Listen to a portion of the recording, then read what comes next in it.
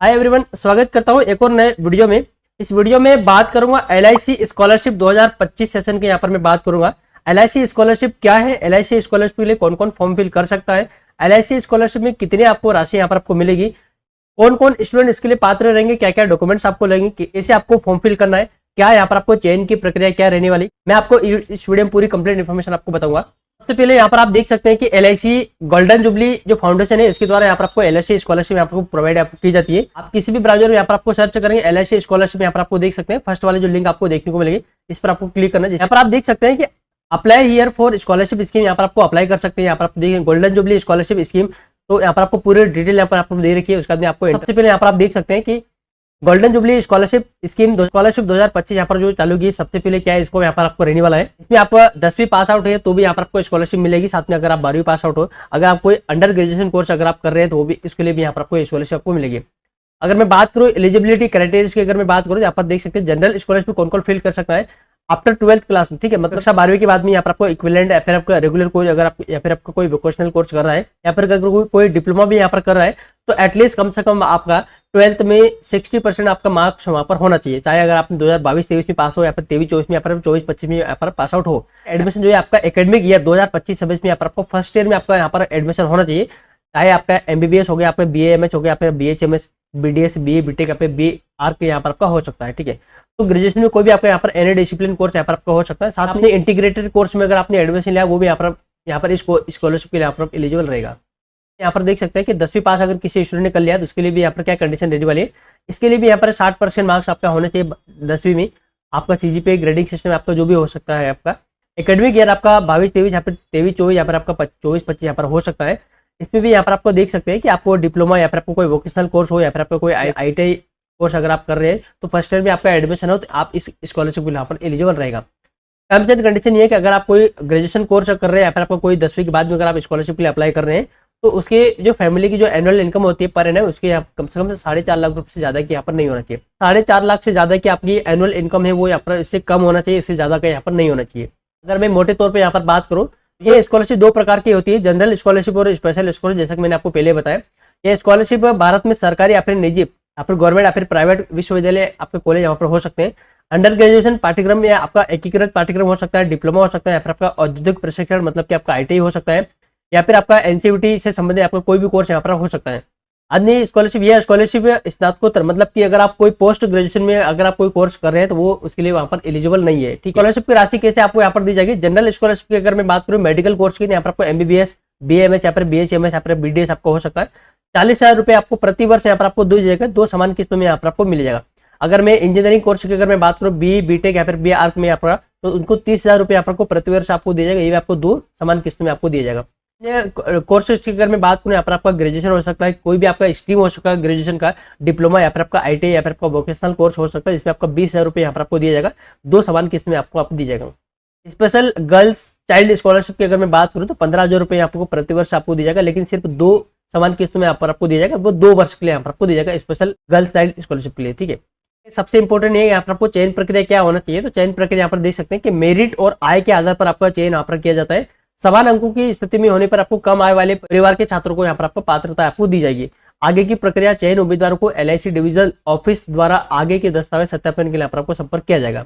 28 अगस्त से यहाँ पर फॉर्म भरना स्टार्ट हो चुके, 22 सितंबर लास्ट डेट इसकी रहने वाली, तो 22 सितंबर से पहले यहाँ पर आपको अप्लाई करना रहेगा। सबसे पहले फॉर्म फिल करने के लिए यहाँ पर आपको इसी वाले डैशबोर्ड पे यहाँ पर आ जाना है। उसके बाद यहाँ पर देख सकते हैं कि apply here for scholarship scheme, इस वाले ऑप्शन पर करना है क्लिक। जैसे इस पर क्लिक करेंगे यहाँ पर आपको ओके कर देना है। आपको इस तरह से फॉर्म भरना काफी इजी है, यहाँ पर इस तरह से आपको इंटरफेस देखने को आपको मिलेगा। यहाँ पर देख सकते हैं कि सिलेक्ट योर स्टेट, आपको स्टेट का नाम यहाँ पर आपको सिलेक्ट करना है। आप किसी भी भारत में किसी भी राज्य से आप बिलोंग कर सकते हैं। उसका बाद अपने डिस्ट्रिक्ट का नाम यहाँ पर आपको सिलेक्ट कर लेना है। उसका बाद आपका फर्स्ट नेम आपको डालना है, जो भी आपका नाम है। उसका बाद सरनेम है तो यहाँ पर आपको सरनेम डालना है। उसका बाद आपका फादर का नाम आपको फिल कर देना है। उसका बाद आपका जेंडर क्या है, मेल फीमेल जो भी आपका जेंडर है वो बताना है। उसके बाद आपका डेट ऑफ बर्थ इस कैलेंडर के माध्यम से आपका डेट ऑफ बर्थ यहाँ पर आपको सिलेक्ट कर लेना है। यहाँ पर आप देख सकते हैं कि डेट ऑफ बर्थ ये है, यहाँ पर आपका आगे की डेट ऑफ बर्थ यहाँ पर आपको दिखा नहीं रहा, मतलब कि यहाँ पर आपको देख सकते हैं कि जिसकी डेट ऑफ बर्थ 2000 तक के लिए यहाँ पर आपको एलिजिबल रहेगा, ठीक है। तो जिस भी स्टूडेंट जिसकी डेट ऑफ बर्थ 2000 है, 2000 की पहले की अगर किसी 1999 है फिर आपकी इसके 1998 वो यहाँ पर कोई इसके लिए एलिजिबल नहीं रहेगा। जिसकी डेट ऑफ बर्थ 2000 है वो ही इसके लिए यहाँ पर एलिजिबल रहेगा, ठीक है। यहाँ पर आपको इस चीज का आपको ध्यान रखना है। नेशनलिटी आपको इंडियन आपको फोन है, उसका आपका एड्रेस यहाँ पर आपको सिलेक्ट कर लेना है। आपका हाउस नंबर, वार्ड नंबर हो सका वो डाल सकते हैं। उसका अपने गाँव का नाम सबसे पहले यहाँ पर डाल सकते हैं, अगर कोई गाँव से बिलोंग करता है। उसका तहसील या फिर पोस्ट ऑफिस यहाँ डाल सकते हैं, उसका तहसील यहाँ पर सिलेक्ट कर सकते हैं। उसका सिटी यहाँ पर डाल सकते हैं। पिन कोड यहाँ आपको फिल करना है। उसके अंदर अगर कोई लैंडलाइन है तो यहाँ पर आपको डाल सकते हैं, नहीं तो उसको छोड़ सकते हैं। उसका भी मोबाइल नंबर यहाँ आपको डालना है। उसका भी आपका जीमेल आईडी वो आपको फिल करना है। उसका भी कैटेगरी, किस कैटेगरी से आप बिलोंग करते हो वो कैटेगरी यहाँ पर आपको सिलेक्ट कर लेना है। कैटेगरी आपको सिलेक्ट कर लेना है। उसका भी आपको आप 10वीं बाद में फॉर्म फिल कर रहे हैं या फिर आपका 12th बाद में या फिर कोई डिप्लोमा कर रहे हैं वो यहाँ पर सिलेक्ट करना है। एजुकेशन स्ट्रीम में यहाँ पर आपको बताना है कि आप 12वीं बाद अगर आपने 12th पास आउट हो चुके हैं, आपने किस स्ट्रीम में आपने एडमिशन ले रखा वो यहाँ पर आपको सिलेक्ट कर लेना है। उसका अपनी कोर्स का नाम यहाँ पर आपको सिलेक्ट करना है, जो भी कोर्स आप यहाँ पर कर रहे हैं। उसका अपनी कोर्स का ड्यूरेशन, कितने साल का कोर्स आप ले रहे हैं, 4 साल का है या फिर आपका 5 साल का है। तो जितने भी साल का आप जो कोर्स आप फर्स्ट ईयर में आप एडमिशन लिया, आपने कितने साल का कोर्स है वो यहाँ पर आपको सिलेक्ट कर लेना है। उसका अपनी एनुअल इनकम ऑफ फैमिली के आपके एनुअल इनकम कितनी है, 50,000 से कम, आपके आय प्रमाण पत्र में 50,000 से ज्यादा है या फिर कम है तो वो यहाँ पर आपको सिलेक्ट करना है। उसके बाद में अगर आपने 50,000 से 1 लाख के बीच में तो वो यहाँ पर आपको इस वाले ऑप्शन पे करना है क्लिक। तो आपकी 4.5 लाख से ज्यादा की इनकम यहाँ पर आपकी नहीं होना चाहिए। तो जो भी आपकी इनकम जो क्राइटेरिया है वो यहाँ पर आपको सिलेक्ट कर लेना है। आय प्रमाण पत्र एक्सपायर वाला नहीं होना चाहिए, जो 3 साल के वैलिड होता है आय प्रमाण पत्र, जो यहाँ पर वैलिड वाला आय प्रमाण पत्र यहाँ पर होना चाहिए। उसके बाद में आपको इनकम सर्टिफिकेट यहाँ पर आपको अपलोड करना है। उसके बाद में 12th की डिटेल यहाँ पर आपको फिल कर देना है। आपने 12th किस बोर्ड से आपने पास करे वो यहाँ पर उसका नाम है आपको सिलेक्ट कर लेना है। उसके बाद में आपका पासिंग ईयर क्या है वो यहाँ पर आपको डाल देना है। आपने 22-23 में करी, आप 23-24 या फिर 24-25 तो वो यहाँ पर आपको सिलेक्ट कर लेना है। उसके बाद परसेंटेज आपने मार्क्स कितना था वो डाल देना है। सीजीपीए आपको सिलेक्ट करना है। उसके बाद आपको 12th की मार्कशीट आपको अपलोड कर लेना है। अगर कोई 12th से डाल रहा है फिर 10वीं से डाल रहा है, यहाँ पर आपको 10वीं की मार्कशीट आपको अपलोड करना है। ईयर ऑफ एडमिशन आपने कब एडमिशन लिया, 25-26 की बात यहाँ पर आपको फर्स्ट ईयर में आपका जिसका एडमिशन है वो यहाँ पर आपको सिलेक्ट आपको एलिजिबल रहेगा। उसका आपने अपलोड प्रूफ ऑफ एडमिशन की स्लिप यहाँ पर आपको अपलोड करना है। आपके फैमिली मेंबर में से कोई LIC की स्कॉलरशिप अगर आप कोई अप्लाई कर रहा है तो वो यहाँ पर आपको येस कर सकते हैं या फिर नो कर सकते हैं। तो यहाँ पर आपको ध्यान रखना है कि ये स्कॉलरशिप एक परिवार में सिर्फ एक ही व्यक्ति यहाँ पर अप्लाई कर सकता है। Are you receiving any other कोई स्किल, अगर आप इसके अलावा अगर कोई आप दूसरी स्कॉलरशिप ले रहे थे वो भी यहाँ पर आपको सिलेक्ट कर सकते हैं। अगर ले रहे थे फिर आपको ये बताना पड़ेगा आपकी किस प्रकार के आप स्कॉलरशिप आप ले रहे हैं, प्राइवेट ले रहे हैं या फिर कोई गवर्नमेंट कॉलेज का आप स्कॉलरशिप ले रहे हैं वो ले सकते हैं। आपको एक और डाउट यहाँ पर क्लियर कर दूँ, अगर कोई आपकी जो कॉलेजेस की जो स्कॉलरशिप है अगर आप इसके अलावा कोई दूसरी स्कॉलरशिप ले रहे हैं तो वो यहाँ पर आपको सिलेक्ट करना है, अदरवाइज छोड़ सकते हैं।